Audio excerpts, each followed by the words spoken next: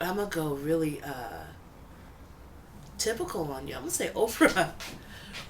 Oprah Winfrey. Black, fat, richer than God. Like, go. You know, for a long time, I would get hurt every time she would go on some kind of stupid diet because I'm like, dude, I'm looking up to you. You are me. Are you telling me you don't want to be me anymore now that you've made all the money in the world? Are you saying now that you've had all this success, you still don't see your beauty because society said you should be this over here? And you've already told them to go to hell in so many ways, right? You know, like, I'm fat, I'm black, I was raised poor, I'm female, you know? And you're like, go to hell. I'm still going to be successful. Oh, I'm fat. Really? Like, really? So, so yeah. And then she recently talked to some author and then decided she wasn't going to diet anymore. And that was like, yay, good, don't, you know? That's another thing I'd like to see, people who do fat activism or people in the fat community. I'd like to see them release the notion that everybody has to do it like they do it. Um, there's certain things a body will do and a body will respond. Like if I suddenly want to train for a marathon, my body might shrink.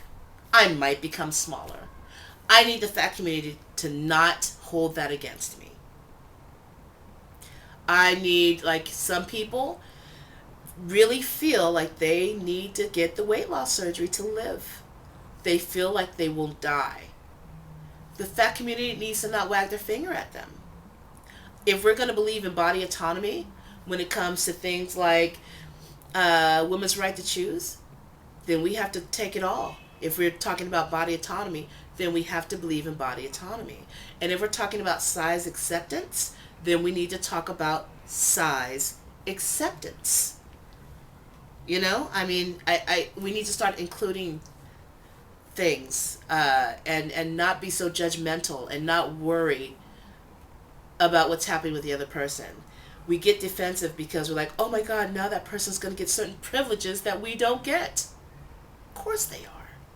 That doesn't mean they're less valuable to the community. It doesn't mean that they've betrayed anyone. It means they're doing the best they can for their body. Um, so I'd like to see some changes in attitudes in around, fat activism. I'd like to see less shaming on both sides.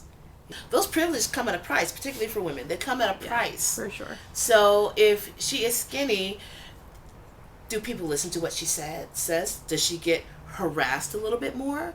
What is happening with her?